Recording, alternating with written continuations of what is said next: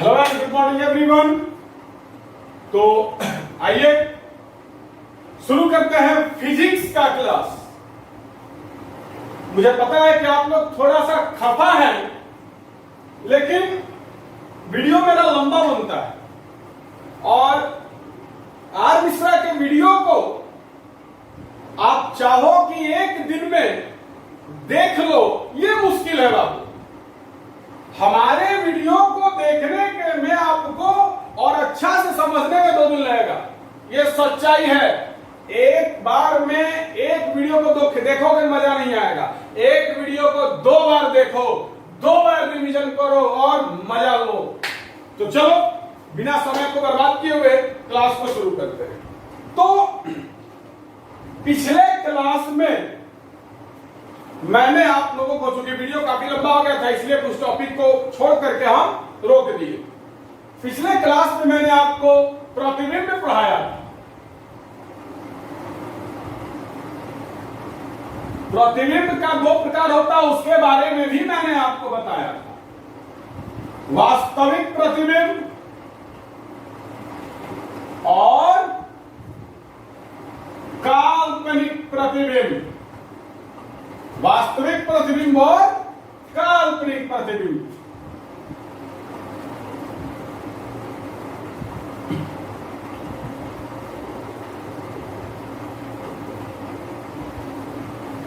Clear? तो प्रतिबिंब के बारे में हम लोगों ने पढ़ा था, प्रतिबिंब का प्रकार के बारे में हम लोगों ने पढ़ा था, लेकिन इंटरनल कुछ मामला हम लोग नहीं समझे। इसके बाद हम आप लोगों को 2 चीज और बताए थे, पार्श्व परिवर्तन और विपरिवर्तन। ध्यान से समझिएगा जो मैं आपको समझाने जा रहा हूं। पार्श्व परिवर्तन में क्या होता था, तो लेफ्ट राइट बन जाता था, राइट लेफ्ट बन जाता था। जैसे मैं आर लिख रहा हूं तो इसका इमेज, इसका प्रतिबिंब कैसा बनेगा, ऐसा। लेफ्ट इसका राइट बन गया, राइट लेफ्ट बन गया, मतलब ऐसे पलट गया। कैसे पलट गया? अभी ऐसे है, ऐसे हो गया, पलट गया। तो ये हो गया पार्श्व परिवर्तन, मतलब लेफ्ट राइट बन गया, राइट लेफ्ट बन गया। और विपरिवर्तन, मान लो मैंने ए लिखा है और इसका जब प्रतिबिंब बनेगा तो ये ऐसे पलट जाएगा। इसको भी परिवर्तन मतलब ऊपर से नीचे, नीचे से ऊपर की तरफ पलट जाएगा। तो पार्श्व परिवर्तन और विपरिवर्तन के बारे में मैंने बता दिया था, लेकिन जहां तक हमको ध्यान आ रहा है कि संबंध नहीं बताया था कि वास्तविक प्रतिबिंब और काल्पनिक प्रतिबिंब में आपको पार्श्व परिवर्तन और विपरिवर्तन का क्या संबंध है। तो जैसे कि पिछले क्लास में मैंने आपको बताया था, वास्तविक प्रतिबिंब क्या होता है, तो वास्तविक प्रतिबिंब जब किसी बिंदु स्रोत से आती हुई प्रकाश की किरणें दर्पण से परावर्तन के बाद जिस बिंदु पर वास्तव में मिलती हैं, उसे उस बिंदु का प्रतिबिंब कहा जाता है। कुछ हद तक यही था। उसके बाद काल्पनिक प्रतिबिंब जो था, किसी बिंदु स्रोत से आती हुई प्रकाश की किरणें दर्पण से परावर्तन के बाद जिस बिंदु से आती हुई प्रतीत होती हैं, उसे काल्पनिक प्रतिबिंब कहते हैं। अब एक बात समझिएगा बात, मेरे बात को ध्यान से समझिएगा। आप लोगों को मैंने बताया था कि हम लोग सिनेमा हॉल में जो फिल्म देखते हैं, मतलब पर्दा पर जो फिल्म देखते हैं, वो क्या होता है, वास्तविक प्रतिबिंब होता है। ये मैंने आपको बताया था। और आईना में जो हम लोग अपना मुंह देखते हैं, आईना में अपना हम लोग जो फेस देखते हैं, तो आईना में हम लोगों का जो प्रतिबिंब बनता है, इमेज बनता है, वो होता है काल्पनिक प्रतिबिंब। तो इस तरीके से आप लोगों को मैंने समझा दिया था मोटे तौर पर कि वास्तविक प्रतिबिंब क्या है और काल्पनिक प्रतिबिंब क्या है। यह चीज मैंने आपको मोटे तौर पर समझा दिया था कि सिनेमा हॉल में हम लोग पर्दा पर जो फिल्म चलता है, वो फिल्म क्या है, वास्तविक प्रतिबिंब है। उसको कभी भी हम लोग देख सकते हैं। और आईना में जो हम लोग अपना मुंह देखते हैं, अपना फेस देखते हैं, तो आईना में जो हम लोग का इमेज बनता है, हम लोग का जो प्रतिबिंब बनता है, वो क्या है, काल्पनिक प्रतिबिंब है। क्लियर? उसके बाद मैंने आप लोगों को बताया था कि वास्तविक प्रतिबिंब को पर्दे पर प्राप्त किया जा सकता है। लेकिन काल्पनिक प्रतिबिंब को पर्दे पर प्राप्त नहीं किया जा सकता है। मतलब सिनेमा हॉल में जो पर्दा होता है, उस पर्दा पर आप वास्तविक प्रतिबिंब देखते हैं, फिल्म जो है वो बन जाता है, उसका रील जो है जब मर्जी तब हम लोग चला करके उस फिल्म को देख सकते हैं, मतलब पर्दे पर प्राप्त कर सकते हैं। लेकिन काल्पनिक प्रतिबिंब में क्या है, जितना देर आप आईने के सामने खड़ा रहोगे उतना ही देर तुम्हारा प्रतिबिंब आईने के अंदर बनेगा, लेकिन जैसे आप आईने के सामने से हट जाओगे आपका जो प्रतिबिंब है वो भी हट जाएगा। कहने का मतलब ये हुआ कि वास्तविक प्रतिबिंब को पर्दे पर प्राप्त किया जा सकता है, लेकिन काल्पनिक प्रतिबिंब को पर्दे पर प्राप्त नहीं किया जा सकता है। अब आइए, वास्तविक प्रतिबिंब जो होता है उसमें विपरिवर्तन होता है। वास्तविक प्रतिबिंब जो होता है उसमें विपरिवर्तन होता है, मतलब वास्तविक प्रतिबिंब जो है उल्टा होता है, इस तरीके से उल्टा होता है। जैसे इस ए का जो प्रतिबिंब यहां पर बना है, तो ये वास्तविक प्रतिबिंब बना है, मतलब उल्टा बना है। पैर ऊपर चला गया, माथा नीचे आ गया, क्या होगा, उल्टा बना है। तो वैसे ही वास्तविक प्रतिबिंब जो है वो उल्टा बनता है। अब आप लोग कहोगे कि सर हम लोग सिनेमा हॉल में फिल्म जो देखते हैं वो तो फिल्म सीधा चलता है, माथा ऊपर की ओर रहता है, पैर नीचे की ओर रहता है। जैसे अभी मेरा माथा ऊपर की ओर है, पैर नीचे की ओर है, तो वैसे ही आपको सिनेमा हॉल में भी आपको जो फिल्म देखते हो पर्दे पर, उसमें भी माथा ऊपर रहता है, पैर नीचे रहता है। तो फिर उल्टा क्या हो गया, तो समझिएगा। आप पुराने जमाने में कैमरा आता था और उस कैमरा में रील होता था, तो कभी उस कैमरे के रील को आप ध्यान से देखिएगा, उसमें जो फोटो खींचा जाता था उस कैमरे के रील में दिखाई देता था वो फोटो उल्टा होता था कैमरे के रील।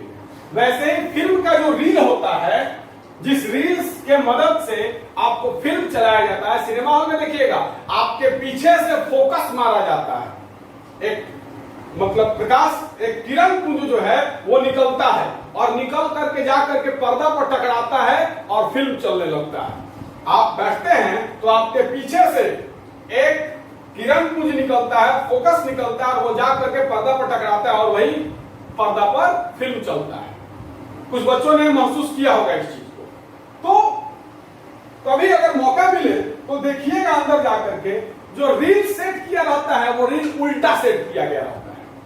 जो रील हम लोग सेट करते हैं सिनेमा हॉल में, वो रील ऐसे सेट किया जाता है, ऐसे सेट किया जाता है।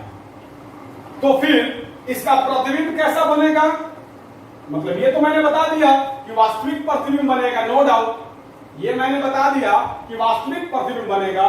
तो वास्तविक प्रतिबिंब मतलब उल्टा बनेगा। तो रील जो सेट किया जाता है वो ऐसे सेट किया जाता है, तब जाकर के इसका प्रतिबिंब ऐसे बनता है। बात समझ में आई? रील को उल्टा सेट किया जाता है तब हम लोग को सीधा दिखाई देता है, क्योंकि वास्तविक प्रतिबिंब तो उल्टा बनता है।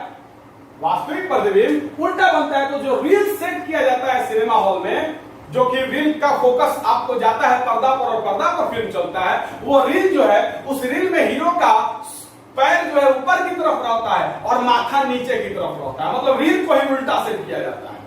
तो रील को उल्टा सेट किया जाता है जिसकी वजह से जो फिल्म चलता है वो हम लोगों को सीधा दिखता है। मामला समझ में आ गया होगा। तो वास्तविक प्रतिबिंब जो है वह वस्तु की अपेक्षा उल्टा होता है। अगर वस्तु का सर ऊपर की तरफ है, पैर नीचे की तरफ है, और उस वस्तु का अगर वास्तविक प्रतिबिंब बन रहा है तो सर नीचे की तरफ हो जाएगा और पैर ऊपर की तरफ हो जाएगा। मतलब वास्तविक प्रतिबिंब वस्तु की अपेक्षा हमेशा उल्टा होता है, और काल्पनिक प्रतिबिंब जो है वो वस्तु की अपेक्षा सीधा होता है, नो डाउट। जैसे काल्पनिक प्रतिबिंब का एग्जांपल क्या है, आईना के सामने हम लोग अपना मुंह देखते हैं, तो आईना में जो हम लोग का फेस दिखाई देता है वही है काल्पनिक प्रतिबिंब। आईना के सामने हम लोग का जो फेस दिखाई देता है वही है काल्पनिक प्रतिबिंब। तो उसमें अगर हमारा माथा ऊपर है तो हमारा प्रतिबिंब जो बनता है दर्पण में, उसमें भी माथा ऊपर रहता है, पैर नीचे, अगर हमारा पैर नीचे है तो उसका भी पैर नीचे रहता है। तो इसमें काल्पनिक प्रतिबिंब में जैसा वस्तु रहता है वैसा ही उसका प्रतिबिंब बनता है, मतलब सीधा बनता है, लेकिन पार्श्विक रूप से उल्टा होता है। पार्श्विक रूप से उल्टा होता है। देखो ये मैंने आर लिखा है, आर और इसका ये प्रतिबिंब बना है, तो इसका सर और प्रतिबिंब का भी सर एक ही है, इसका पैर प्रतिबिंब का पैर एक ही है, मतलब बना तो सीधा है, उल्टा का मतलब ये होगा माथा नीचे गोड़ ऊपर, लेकिन ये तो सीधा बनता है, लेकिन पार्श्विक रूप से उल्टा होता है। मतलब समतल दर्पण के सामने अगर हम खड़े हैं तो हम सीधे ही, मेरा जो प्रतिबिंब है वो समतल दर्पण में सीधा ही बनेगा, लेकिन पार्श्विक रूप से उल्टा होगा। मतलब अगर हम अपना राइट कान पकड़ेंगे तो आपका प्रतिबिंब जो है वो अपना लेफ्ट कान पकड़ेगा, और अगर हम अपना लेफ्ट कान पकड़ेंगे तो मेरा प्रतिबिंब जो है वो अपना राइट कान पकड़ेगा। तो माइंड में सेट कर लीजिए, वास्तविक प्रतिबिंब वस्तु की अपेक्षा उल्टा बनता है, अर्थात वास्तविक प्रतिबिंब में विपरिवर्तन होता है, और काल्पनिक प्रतिबिंब वस्तु की अपेक्षा सीधा बनता है, लेकिन पार्श्विक रूप से उल्टा रहता है। मतलब लेफ्ट राइट बन जाता है, राइट लेफ्ट बन जाता है। तो इस सब चीज का नोट्स हम इसीलिए नहीं दिए हैं क्योंकि इन सारी चीजों को हम अच्छा से डील नहीं किए थे। इसको अच्छा से डील कर दिए, इसका नोट्स आपको दे दिया जाएगा। आज मैंने ग्रुप में आपको प्रतिबिंब और प्रतिबिंब का परिभाषा डाल दिया है, इसका फोटो भी डाले हैं। फोटो अगर समझने में कठिनाई हो तो वीडियो की मदद से आप फोटो उतार सकते हैं। वास्तविक प्रतिबिंब और काल्पनिक प्रतिबिंब का एक परिभाषा आपको दे दिया गया है, फोटो भी दिया गया है, दोनों के नीचे परिभाषा के नीचे फोटो दिया है। फोटो समझने में दिक्कत हो तो वीडियो का मदद आप ले सकते हैं। अब आइए समतल दर्पण में प्रतिबिंब का बनना। अब हम लोग पढ़ेंगे अलग अलग दर्पण में प्रतिबिंब कैसा बनता है। तो आइए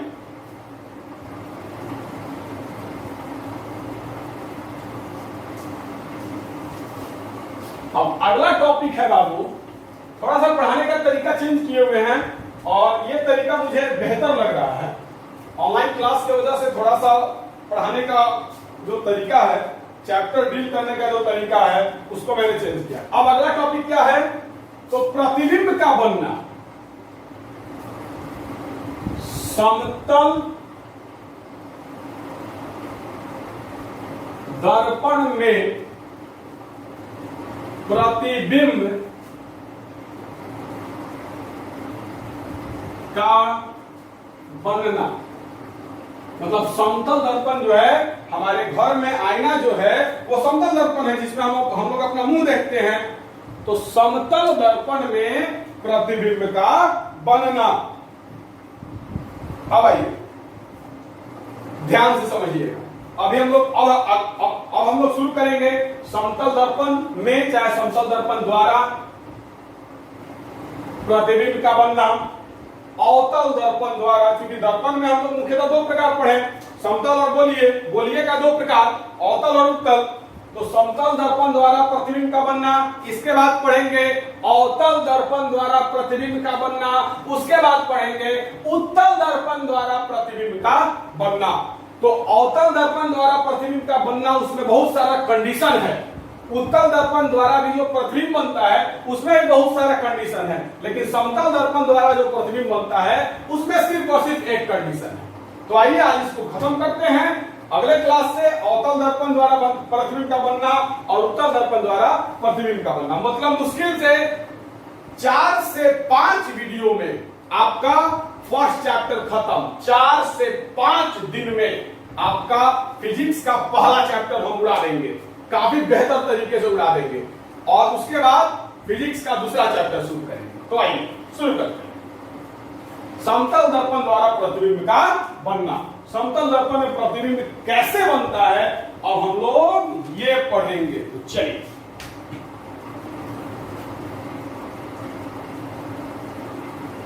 ये कोई समतल दर्पण है M और M डैश, और समतल दर्पण का एक पार्ट जो है, मतलब एक सतह जो है वो पेंट किया हुआ रहता है, रस्तित किया हुआ रहता है। तो आइए रस्तित कर देते हैं।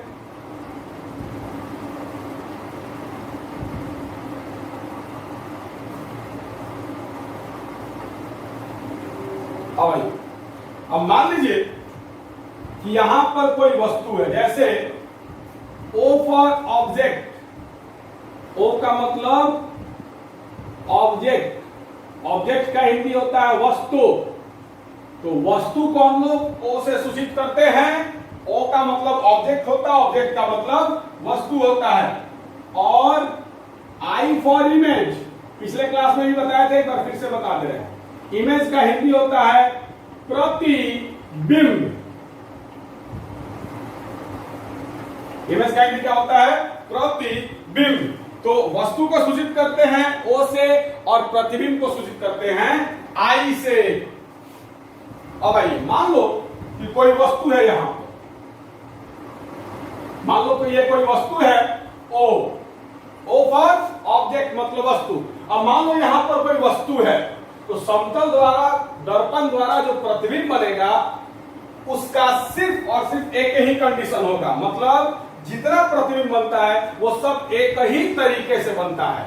हम लोग अपने घर में जो आईना रखते हैं और उस आईना में, जिस आईने में हम लोग अपना फेस देखते हैं, अपना बाल झाड़ते हैं, अपना क्रीम लगाते हैं और भी बहुत कुछ करते हैं।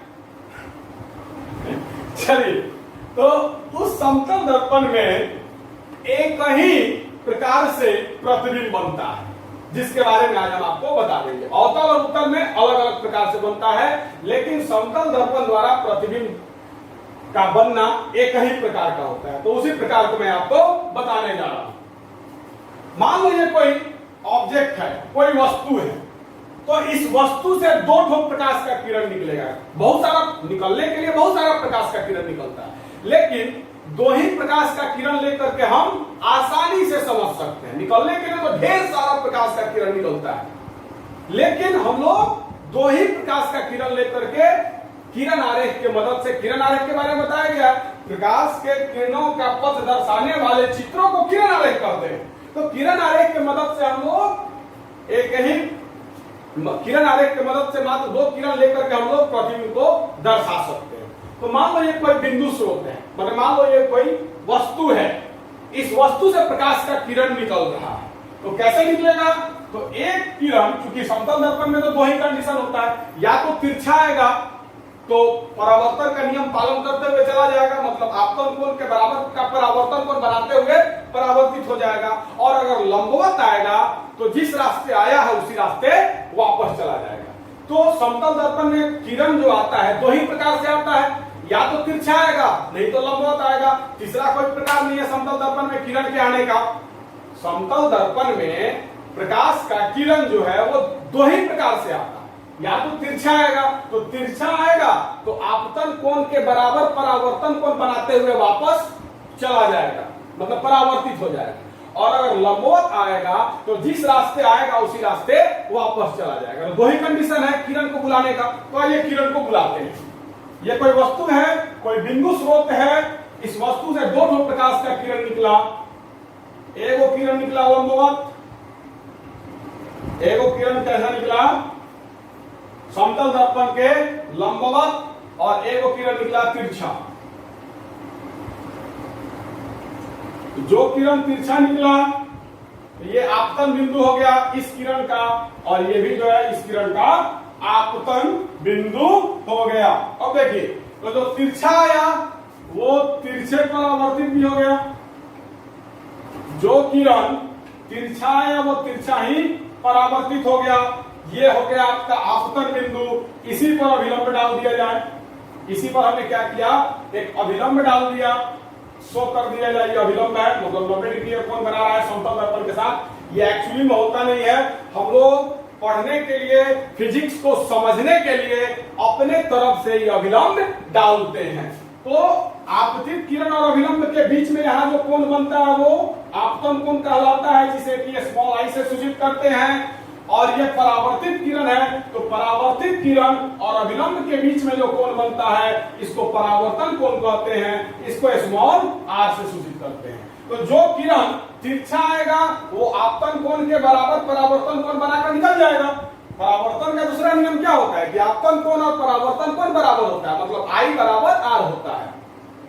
और जो लंबवत आया, जैसे ये किरण जो है वो लंबवत आया, तो लंबवत का कंडीशन जानते हैं कि समतल दर्पण पर लंबवत पड़ने वाली प्रकाश की किरण जिस रास्ते आती है उसी रास्ते वापस चली जाती है। तो ये प्रकाश का किरण लंबवत आया तो जिस रास्ते आया उसी रास्ते वापस भी चला गया। तो ये परावर्तित किरण ऐसे चला जाएगा, और ये परावर्तित किरण देखिएगा ध्यान से, ऐसे जा रहा है, ये कभी ये किरण ऐसे जा रहा है, ये किरण ऐसे जा रही है, कभी मिलेगा? ये दोनों का दोनों किरण कभी भी एक दूसरे को प्रतिच्छेद करेगा? कभी भी एक दूसरे से मिलेगा? नहीं मिलेगा, क्योंकि ये किरण सीधे जा रहा है और ये किरण तिरछे जा रहा है। आप देखिए ना मेरे हाथ का डायरेक्शन, क्या आपको लग रहा है कि ये दोनों किरण कभी भी मिलेगा? लेकिन वास्तव में तो नहीं मिलेगा, लेकिन जब ये दोनों को पीछे बढ़ाएंगे तो यहां मिल जाएगा। अभी देखिएगा, ये दोनों किरण परावर्तन के बाद ऐसे निकला, नहीं मिलेगा, लेकिन दोनों को पीछे करेंगे तो जरूर मिलेगा। ध्यान से समझिएगा। अब हम लोगों को महसूस क्या होगा? तो ये जो परावर्तित किरण है, ये और ये दोनों किरण जो है वो इधर से आ रहा है। मैं दिखाता हूं आप लोगों को।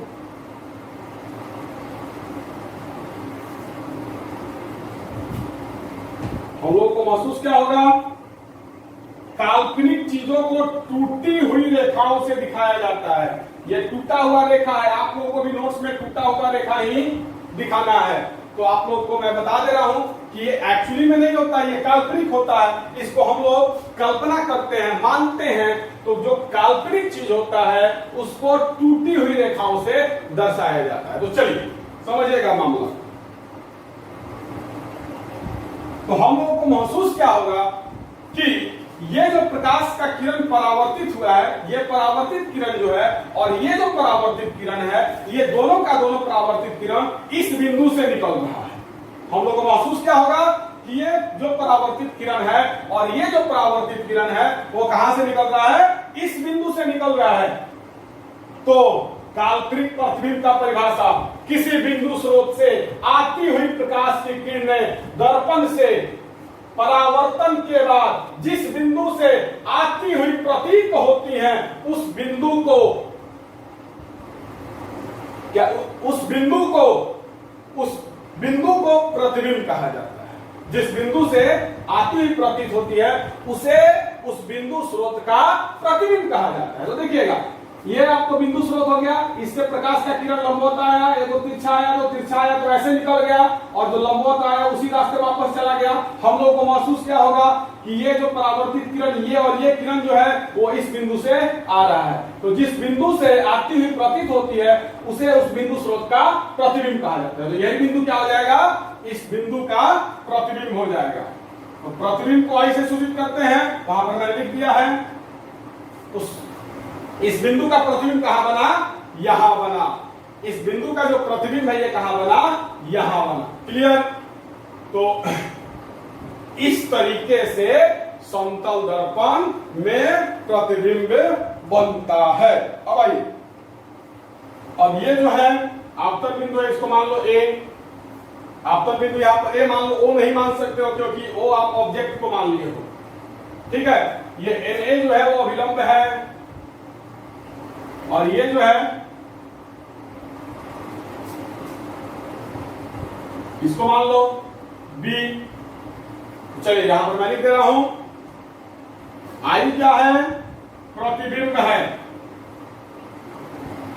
ओ क्या है? वस्तु है। एम और एम डैश क्या है? समतल दर्पण है। समतल दर्पण है। ठीक है, उसके बाद आपको यहां भी एक बिंदु दे दो सी।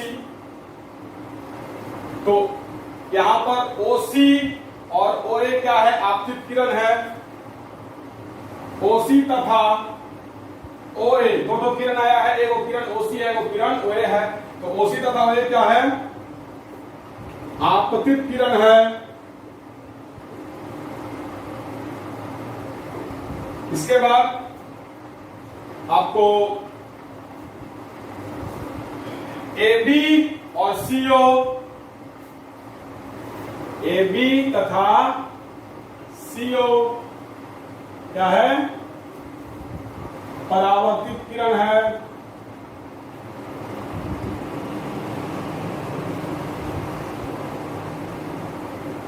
उसके बाद बिंदु A और बिंदु C क्या है? आपतन बिंदु है। बिंदु A क्योंकि दो ठो किरण आया है तो आपतित किरण भी दो ठो होगा, परावर्तित किरण भी दो ठो होगा और आपतन बिंदु भी दो ठो होगा। तो बिंदु ए तथा सी आपतन बिंदु है, ठीक है। और आप लोग जानते हैं कि NA जो है अभिलंब है, I जो है आपतन कोण है और R जो है वो परावर्तन। ये सब का खैर नोट्स में आपको मिल जाएगा, चिंता मत। अब देखिएगा, तो आप समझ गए कि समतल दर्पण में जो प्रतिबिंब है वो कैसे बनता है। दो ठो किरण आता है, एगो तिरछा आता है, एगो लंबवत आता है। तीसरा तो कोई किरण आने का संभावना है नहीं, इसमें तीसरा कोई तरीका होता नहीं है आपको समतल दर्पण में किरण को बुलाने का। दो ही तरीका से बुला सकते हो, या तो तिरछा आएगा नहीं तो लंबवत आएगा। तो एगो तिरछा किरण आया, एगो लंबवत आया, और परावर्तन के बाद इस बिंदु से निकलता हुआ प्रतीत हुआ। तो यही है समतल दर्पण द्वारा प्रतिबिंब का बनना। अब आइए, अब हम लोग पढ़ेंगे समतल दर्पण द्वारा बने प्रतिबिंब की विशेषताएं। चलिए वन बाय वन सभी विशेषताओं के बारे में हम लोग जानेंगे। समतल दर्पण द्वारा बने प्रतिबिंब की विशेषताएं।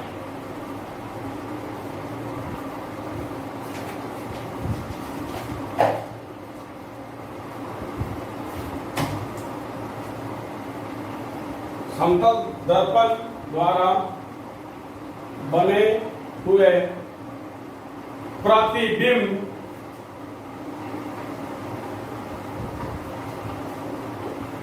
की विशेषताएं। क्या क्या विशेषता होता है? टोटल 7 विशेषता होता है बाबू, नहीं सॉरी, टोटल 6 विशेषता होता है।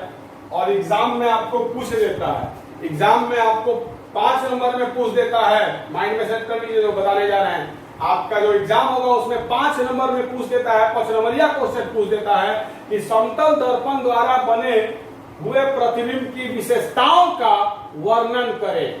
समतल दर्पण द्वारा बने हुए प्रतिबिंब की विशेषताओं का वर्णन करें, 5 नंबरिया पूछ देता है। क्या कीजिएगा, फोटो बना दीजिएगा, और फोटो बना करके जो 6 को विशेषता होता है, जो भी मैं बताने जा रहा हूं, बारी बारी से 6 को लिख दीजिएगा।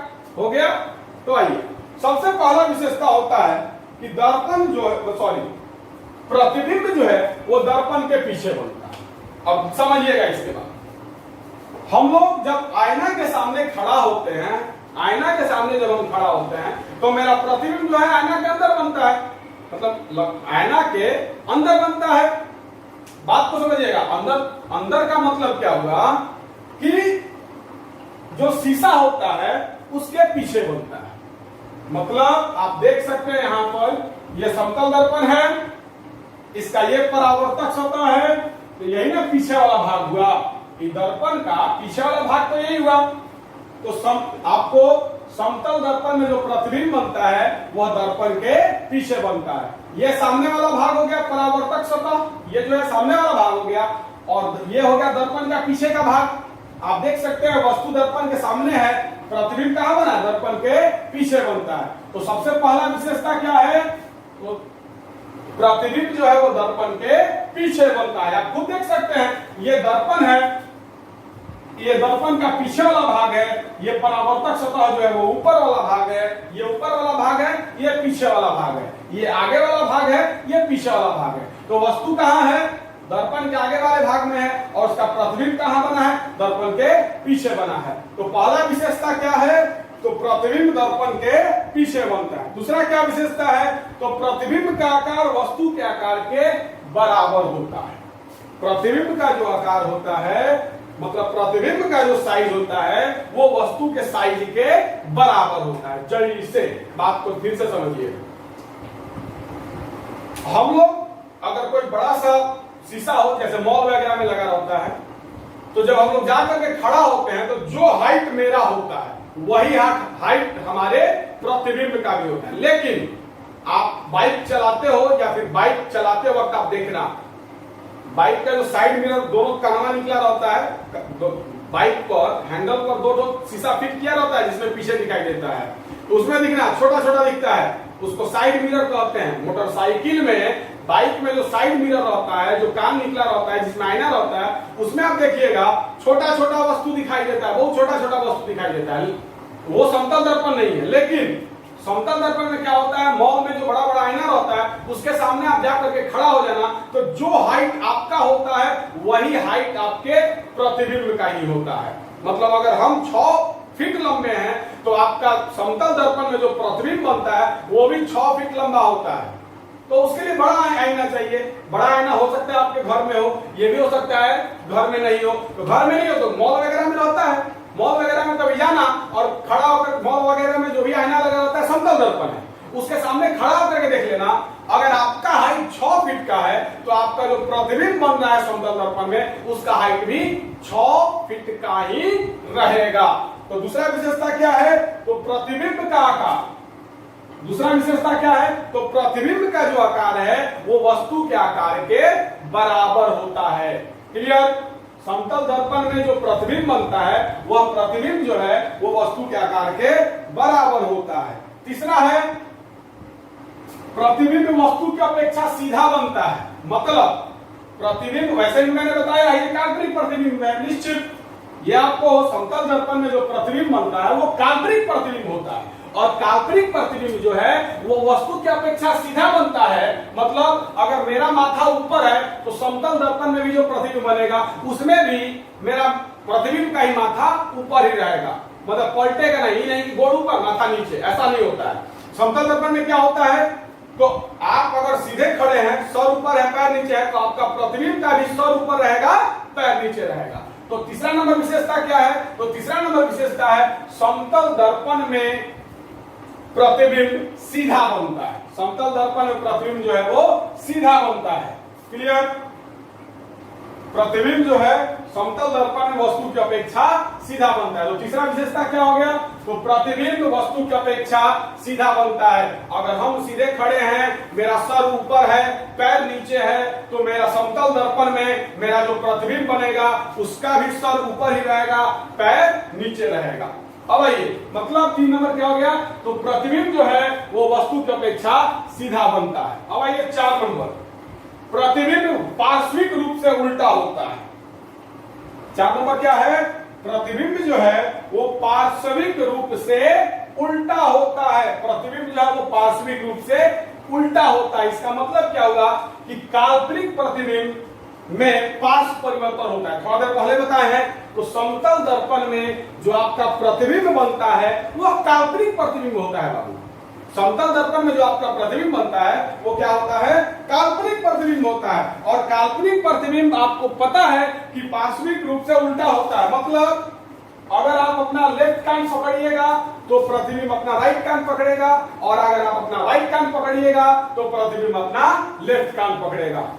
तो समतल दर्पण में जो प्रतिबिंब बनता है वह पार्श्विक रूप से उल्टा होता है। मतलब आपका और प्रतिबिंब में आपका राइट प्रतिबिंब का लेफ्ट बंद हो जाता है और आपका लेफ्ट प्रतिबिंब का राइट हो जाता है। तो चौथा विशेषता क्या हो गया, तो समतल दर्पण में प्रतिबिंब पार्श्विक रूप से उल्टा होता है। अब आइए 5वां, प्रतिबिंब काल्पनिक होता है। 5वां क्या है, तो समतल दर्पण में जो प्रतिबिंब बनता है वो काल्पनिक होता है। काल्पनिक को ही आभासी कहा जाता है। काल्पनिक प्रतिबिंब को ही आभासी प्रतिबिंब कहा जाता है। मतलब काल्पनिक प्रतिबिंब को आभासी प्रतिबिंब भी कहा जाता है। तो समतल दर्पण में जो प्रतिबिंब बनता है आप देख सकते हो कि ये दोनों परावर्तित किरण, मतलब इस बिंदु स्रोत से प्रकाश का किरण आ रहा है, दर्पण से परावर्तन होकर के इस बिंदु से आता हुआ प्रतीत हो रहा है। तो आता हुआ प्रतीत कब होगा, जब प्रतिबिंब काल्पनिक होगा, प्रतिबिंब आभासी होगा, तभी तो आता हुआ प्रतीत होगा। तो 5वां नंबर विशेषता क्या है, तो समतल दर्पण में प्रतिबिंब जो है वो आभासी प्रतिबिंब बनता है, मतलब काल्पनिक प्रतिबिंब बनता है। आभासी वही काल्पनिक होते हैं, तो समतल दर्पण में काल्पनिक प्रतिबिंब बनता है। क्लियर? 6ठा है, प्रतिबिंब दर्पण के उतना ही पीछे बनता है जितना वस्तु दर्पण से आगे रहता है। मेरे कहने का मतलब क्या है, मेरे कहने का मतलब क्या होगा, प्रतिबिंब दर्पण से उतना ही पीछे बनता है जितना वस्तु दर्पण से आगे रहता है। देखिएगा, ये दर्पण है, ये क्या है, दर्पण है। तो दर्पण से प्रतिबिंब का दूरी ये है, मतलब ये दर्पण है और ये प्रतिबिंब है। तो दर्पण और प्रतिबिंब के बीच का दूरी है ये ना है, आप देख सकते हैं ये प्रतिबिंब है और ये दर्पण है, तो दर्पण और प्रतिबिंब के बीच का दूरी यही है। और ये प्रतिबिंब, ये दर्पण, ये वस्तु है। तो समझिएगा, दर्पण से प्रतिबिंब के बीच की दूरी को प्रतिबिंब दूरी कहा जाता है। जैसे ये दर्पण है, ये प्रतिबिंब है, दर्पण और प्रतिबिंब के बीच का ये जो दूरी है इसको क्या कहेंगे? प्रतिबिंब दूरी। प्रतिबिंब दूरी। और ये दर्पण है, ये वस्तु है, तो दर्पण से वस्तु के बीच का जो दूरी है, यहां से यहां तक जो दूरी है, ये उसको कहते हैं वस्तु दूरी, या वस्तु को बिंब भी कहते हैं। बिंब या वस्तु दूरी, बिंब या वस्तु दूरी। तो समझिएगा, समतल दर्पण से वस्तु के बीच का जो दूरी रहता है, ये समतल दर्पण है, ये वस्तु है, इसके बीच का ये जो दूरी है, यही क्या है? बिंब या वस्तु दूरी। वस्तु को ही बिंब कहते हैं, याद रखिएगा। और ये समतल दर्पण है, ये प्रतिबिंब है, इसके बीच का जो दूरी है इसको कहते हैं प्रतिबिंब दूरी। तो समझिएगा, समतल दर्पण में जो प्रतिबिंब बनता है उसमें वस्तु दूरी और प्रतिबिंब दूरी बराबर होता है। वस्तु दूरी और प्रतिबिंब दूरी बराबर होता है। मतलब अगर दर्पण से 5 मीटर, मान लो दर्पण और वस्तु के दूरी, वस्तु के बीच का दूरी कितना है? मान लो 5 मीटर है। ये दर्पण है, ये वस्तु है, तो दर्पण और वस्तु के बीच का दूरी मान लो कितना है? 5 मीटर है। तो दर्पण और प्रतिबिंब के बीच का भी दूरी क्या होगा? 5 मीटर ही होगा। ये दर्पण है, ये प्रतिबिंब है, इसके दर्पण और प्रतिबिंब के बीच का जो ये दूरी है, ये भी 5 मीटर ही होगा। मतलब वस्तु दूरी और प्रतिबिंब दूरी बराबर होता है। वस्तु दूरी को यू से सूचित करते हैं, इसके बारे में हम चर्चा करेंगे आगे हम लोग चर्चा करेंगे। वस्तु दूरी को यू से, स्मॉल यू से सूचित करते हैं और प्रतिबिंब दूरी को स्मॉल भी से सूचित करते हैं। इस पर बहुत लंबा चौड़ा डिस्कशन हम लोग करेंगे, यू और भी। इस पर बहुत लंबा चौड़ा डिस्कशन है, इसीलिए घबराइएगा मत। वस्तु दूरी को कथी से सूचित करते हैं ये हम लोग पढ़ना है। अभी आप समझ लीजिए, वस्तु दूरी को स्मॉल यू से सूचित करते हैं, प्रतिबिंब दूरी को स्मॉल भी से सूचित करते हैं। तो वस्तु दूरी प्रति समतल दर्पण और वस्तु के बीच का जो दूरी होता है उसको वस्तु दूरी कहते हैं। समतल दर्पण और प्रतिबिंब के बीच का जो दूरी होता है उसको प्रतिबिंब दूरी कहते हैं। वस्तु दूरी और प्रतिबिंब दूरी बराबर होता है समतल दर्पण में। समतल दर्पण में जब प्रतिबिंब बनता है तो उसमें वस्तु दूरी और प्रतिबिंब दूरी बराबर होता है। अगर दर्पण से वस्तु के बीच का दूरी 5 मीटर है तो दर्पण से प्रतिबिंब के बीच का दूरी 5 मीटर ही होगा। अर्थात छठा नंबर विशेषता क्या है? तो प्रतिबिंब दर्पण से उतना ही पीछे बनता है। ये जो प्रतिबिंब है ये दर्पण से उतना ही पीछे बना है जितना वस्तु दर्पण से आगे रहता है। अर्थात वस्तु दूरी और प्रतिबिंब दूरी बराबर होता है। फिर से बोल दे रहे हैं, प्रतिबिंब, ये जो प्रतिबिंब है ये दर्पण से उतना ही पीछे बनेगा जितना वस्तु दर्पण से आगे रहेगा। ठीक है, तो इसी को ना कहते हैं, जितना वस्तु जितना दर्पण से आगे रहता है उसको वस्तु दूरी कहते हैं, और प्रतिबिंब दर्पण के जितना पीछे रहता है उसको प्रतिबिंब दूरी कहते हैं। मतलब प्रतिबिंब दूरी और वस्तु दूरी, ये प्रतिबिंब दूरी है, ये वस्तु दूरी है, ये दोनों बराबर होता है। तो 6 को विशेषता था, क्या था? 6 को। 7वां विशेषता है वो आप जोड़ सकते हैं अपने तरफ से। क्या? तो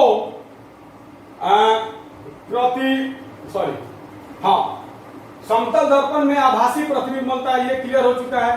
तो आप अपने तरफ से ऐड कर सकते हैं 7वां नंबर कि इसे समतल दर्पण द्वारा बने प्रतिबिंब को पर्दे पर प्राप्त नहीं किया जा सकता है। आप लोग अपने तरफ से ऐड कर सकते हैं कि समतल दर्पण द्वारा बना हुआ जो प्रतिबिंब होता है उसको पर्दे पर प्राप्त नहीं किया जा सकता है।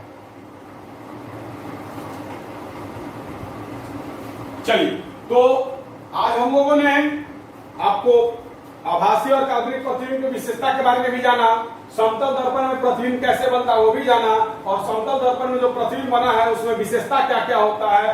तो 6 विशेषता मुख्यतः होता है, 7वां विशेषता अपने तरफ से आप जोड़ सकते हैं। 7वां विशेषता भी बताए हैं कि समतल दर्पण में बने हुए प्रतिबिंब को पर्दे पर प्राप्त नहीं किया जा सकता है। तो वैसे भी आभासी प्रतिबिंब को या काल्पनिक प्रतिबिंब को पर्दे पर प्राप्त नहीं किया जा सकता है। तो ठीक है, समझने में अगर कोई दिक्कत हुई हो, समतल दर्पण द्वारा बने हुए प्रतिबिंब की विशेषताएं, क्योंकि ये आपको 5 नंबरिया में पूछता है, अगर इसको समझने में कोई दिक्कत हुई हो तो डेफिनेटली आप उनको बोल सकते हैं। तो आज का क्लास यहीं पर रोकते हैं। अब अगले क्लास में हम लोग पढ़ेंगे अवतल दर्पण द्वारा बने हुए प्रतिबिंब, मैंने अवतल दर्पण द्वारा प्रतिबिंब का बनना, ये हम लोग कल के क्लास में, अगले क्लास में पढ़ेंगे। तो आज का क्लास यहीं पर रोक रहे हैं, इसका नोट्स आपको ग्रुप में डाल दिया जाएगा। दूसरी चीज, अगर आपको समझ में नहीं आ रहा है तो आप हमको कॉल करके बोल सकते हैं, और अगर आपको समझ में आ रहा है तो एक व्हाट्सएप पर एक मैसेज कर सकते हैं कि सर समझ में आ रहा है। तो समझ में आ रहा है या नहीं आ रहा है बताइए। अगर समझ में आ रहा है तो भी बताइए, तो मुझे लगेगा कि चलो भाई बच्चा वीडियो देख रहा है, बच्चा मेहनत कर रहा है। और अगर समझ में नहीं आ रहा है तो भी बताइए, तो मैं आपको बेहतरीन से बेहतरीन तरीके से समझाने का कोशिश जरूर करूंगा। तो ठीक है, आज का क्लास यहीं पर रोकते हैं। बहुत बहुत धन्यवाद।